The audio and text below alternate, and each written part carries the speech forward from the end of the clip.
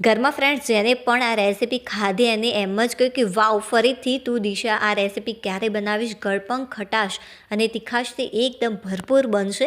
દાળ ભાત, શાક, રોટલીની પણ જરૂરિયાત નહીં રહે ફ્રેન્ડ્સ. જો તમે એકવાર આ રેસીપી બનાવીને તૈયાર કરી લીધી, ફક્ત 10 મિનિટની અંદર સરસ મજાની ગરમા ગરમ આ રેસીપી બનીને તૈયાર થઈ જાય છે. હોટલમાં ખાવાનું તો ચોક્કસથી ભૂલી જ જશો જો એકવાર આ ટેસ્ટી રેસીપી બનાવી લીધી. તો આ માટે સૌથી પહેલાં એક બાઉલની અંદર અડધી ચમચી કરતાં ઓછું સ્વાદ અનુસાર મેં મીઠું લીધું છે, અડધી ચમચી જેટલું કાશ્મીરી લાલ મરચું પાવડર, અડધી ચમચી જેટલી હળદર, 1 ચમચી જેટલો મેં ધાણા પાવડર એડ કર્યો છે કે જેનાથી ફ્લેવર સારી આવે, 5 ચમચી જેટલી હિંગ અને 5 ચમચી જેટલો લીધો છે ગરમ મસાલો. જો ગરમ મસાલો તમે ન ખાતા હોય તો આના વગર પણ તૈયાર કરી શકાય.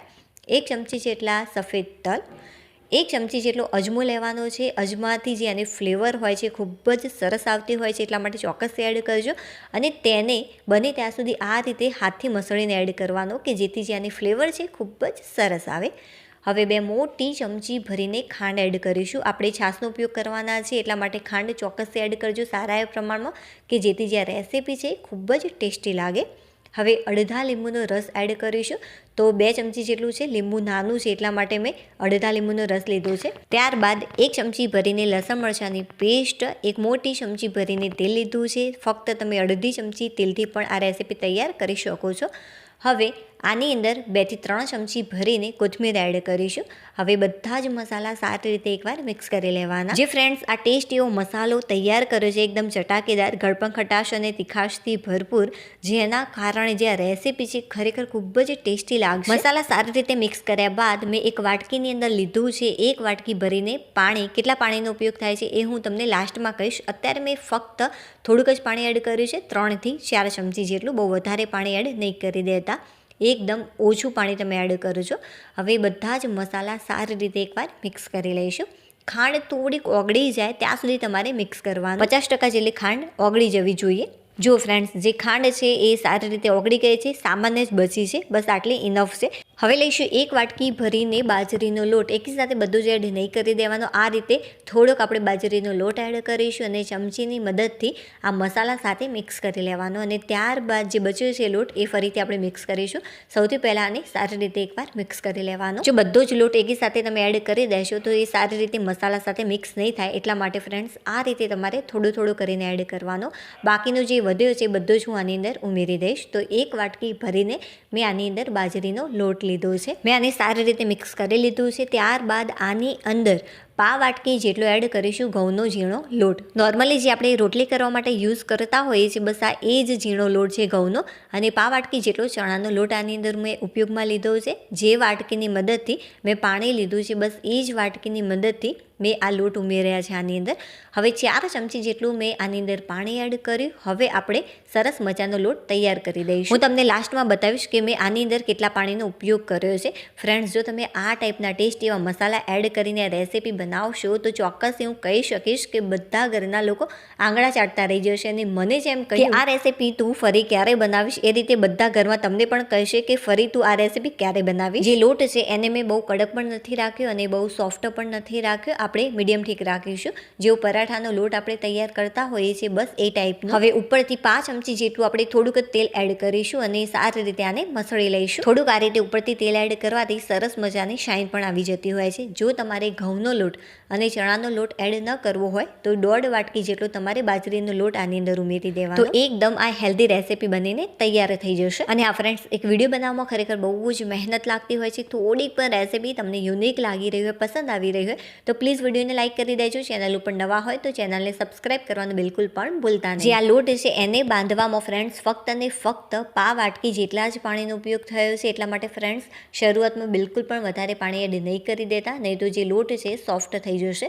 જો વધારે પડે તો સોફ્ટ લાગે તો તમારે થોડોક આની અંદર બાજરીનો લોટ ઉમેરી આને સારી રીતે મસળી લેવાનું, અથવા તો ઘઉંનો લોટ પણ તમે ઉપયોગમાં લઈ શકો છો. હવે હાથ ઉપર થોડુંક જ તેલ લગાવવાનું છે, બહુ વધારે તેલ લગાવવાની જરૂરિયાત નથી કે જેથી આ ચીપકે નહીં, કેમ કે આની અંદર આપણે થોડોક ચણાનો લોટ પણ એડ કર્યો છે એટલા માટે.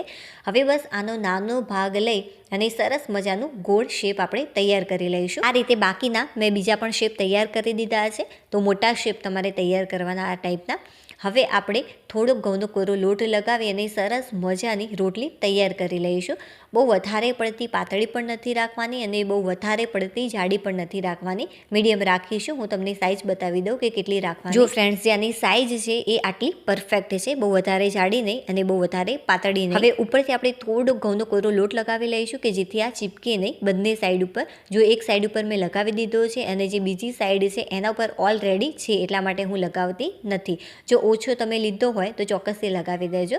હવે લઈશું એક ઢાંકણ અને ઢાંકણની મદદથી સરસ મજાનો આ ટાઈપનો ગોળ શેપ આપણે તૈયાર કરી લઈશું. આ રીતે ફ્રેન્ડ્સ તૈયાર કરવામાં બિલકુલ પણ વધારે ટાઈમ નથી લાગતો. ફટાફટ આ રેસીપી બનીને તૈયાર થઈ જાય છે. એક મોટો તમારે રોટલો તૈયાર કરી દેવાનો વણીને અને ત્યારબાદ ઢાંકણની મદદથી સરસ મજાના બહુ બધા શેપ આ ટાઈપના તૈયાર કરી દેવાના. હવે જે વધારાનો ભાગ છે એને આપણે નીકાળી દઈશું. જો ફ્રેન્ડ્સ, આ રીતે તમે થોડો કોરો ઘઉંનો લોટ લગાવ્યો હશે તો એ બિલકુલ પણ ચીપકશે નહીં. હવે કોઈ પણ એક પ્લેટની અંદર નીકાળી લઈશું. આ રીતે ફ્રેન્ડ્સ તમે એક જ પ્લેટની અંદર બહુ બધા શેપ તૈયાર કરીને પહેલેથી મૂકી શકશો. લોટના કારણે એ બિલકુલ પણ ચીપકશે નહીં.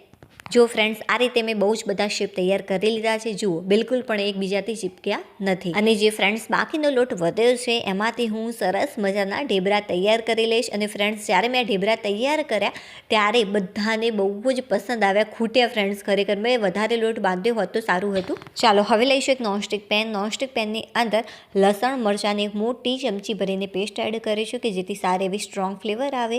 હવે આની અંદર બે મોટા ચમચા ભરીને આપણે તેલ એડ કરીશું. તમે જો ઓછું તેલ પસંદ કરતા હોય તો ફક્ત એક જ ચમચી તેલની અંદર સરસ મજાની આ રેસીપી તૈયાર કરી શકો છો. હવે મેં ગેસ ચાલુ કર્યો છે. જે ગેસની ફ્લેમ છે મેં ફાસ્ટ રાખી અને ફાસ્ટ ફ્લેમ ઉપર 30 સેકન્ડ માટે આને કૂક કરીશું કે જેથી આની કચાશ દૂર થઈ જાય અને જે રેસીપી છે એની ફ્લેવર પણ ખૂબ જ સરસ આવે. હવે જે ગેસની ફ્લેમ છે મેં એકદમ ધીમી કરી દીધી. હવે આની અંદર એક નંગ જેટલી ઝીણી ચોપ કરેલી ડુંગળી એડ કરીશું. સારી રીતે આને મિક્સ કરી લેવાનું. જે ગેસની ફ્લેમ છે મેં મીડિયમ કરી દીધી, બહુ ફાસ્ટ પણ નહીં અને બહુ સ્લો પણ નહીં. તો થોડી કૂક થઈ જાય ત્યારબાદ આની અંદર એક નંગ જેટલું ટામેટું એડ કરી ફરીથી આને મિક્સ કરી લેવાનું. હવે મસાલા દાજી ન જાય એ માટે ગેસની ફ્લેમ એકદમ ધીમી કરી દીધી. સ્વાદ અનુસાર મીઠું, અડધી ચમચી જેટલી હળદર, એક ચમચી જેટલું કાશ્મીરી લાલ મરચું પાવડર, એક ચમચી ભરીને ધાણા પાવડર એડ કર્યો છે અને થોડાક જ પ્રમાણમાં ગરમ મસાલો ઉમેર્યો છે, 5 ચમચી જેટલું. સારી રીતે મસાલાઓને મિક્સ કરી લેવાના. ઘરના મસાલા ઉમેર્યા છે ફ્રેન્ડ્સ, છતાં પણ જે રેસીપી બનીને તૈયાર થાય છે ખરેખર તમે ક્યારે વિચાર્યું પણ નહીં હોય કે આટલી ટેસ્ટી બનીને આ તૈયાર થશે. જો આ ટાઈપનું થોડું તમને ગ્રેવી જેવું લાગવા લાગે ત્યારે આની અંદર અડધી વાટકી જેટલી છાશ એડ કરી દેવાની અને સારી રીતે આને એકવાર મિક્સ કરી લેવાનું. હવે તરત જ આની અંદર 2 વાટકી ભરીને પાણી એડ કરીશું. તો 2 વાટકી જેટલું પાણી અને અડધી વાટકી જેટલી મેં છાશ એડ કરી છે. આ રીતે છાશ એડ કરવાથી જે ફ્લેવર હોય છે એ ખરેખર ખૂબ જ સરસ લાગતી હોય છે. હવે 3 મોટી ચમચી ભરીને ગોળ એડ કરીશું. હલકું આને મિક્સ કરી લેવાનું અને ત્યારબાદ ઉભરો આવે ત્યાં સુધી આપણે રાહ જોઈશું. જો ફ્રેન્ડ્સ, પાણીમાં સરસ મજાનો ઉભરો આવી ગયો છે અને ખરેખર ખૂબ જ સરસ આની સુગંધ આવી રહી છે ફ્રેન્ડ્સ, ખરેખર ખૂબ જ સરસ. હવે આપણે જે તૈયાર કર્યા છે શેપ એ આની અંદર ઉમેરી દઈશું. તમે જોઈ શકો છો કે બિલકુલ પણ આ ચીપક્યા નથી. જુઓ, એકદમ સરળતાથી આ પાણીમાં પડી જાય છે. ચાલો હવે આપણે ફરીથી આને એકવાર મિક્સ કરી લેવાનું હળવે. હવે જે ગેસની ફ્લેમ છે એકદમ ધીમી કરી દઈશું અને ઢાંકણ ઢાંકી થોડી વાર માટે આને કૂક કરવાનું છે. વચ્ચે વચ્ચે તમારે મિક્સ કરતા રહેવાનું 1-2 મિનિટ પછી. તો ફ્રેન્ડ્સ જુઓ, 3 મિનિટ જેટલો સમય થઈ ગયો છે. ચાલો એકવાર આને મિક્સ કરી લઈશું અને ત્યારબાદ ફરીથી આપણે ઢાંકણ ઢાંકી લઈશું. જો ફ્રેન્ડ્સ તમને એવું લાગે કે પાણી ઓછું છે તો તમે પાછળથી પણ એડ કરી શકો છો. એટલા માટે શરૂઆતમાં બહુ જ બધું પાણી એડ નહીં કરી દેતા. જો રોટલી તમે પાતળી વણી હશે તો આ ફટાફટ તૈયાર થઈ જશે કૂક થઈને.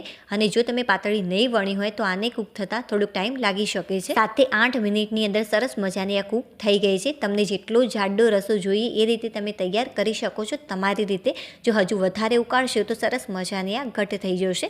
હવે ઉપરથી થોડી કોથમીર એડ કરી ફરીથી આને મિક્સ કરી લેવાનું. તમે ડાયરેક્ટ આને ખાઈ શકો છો.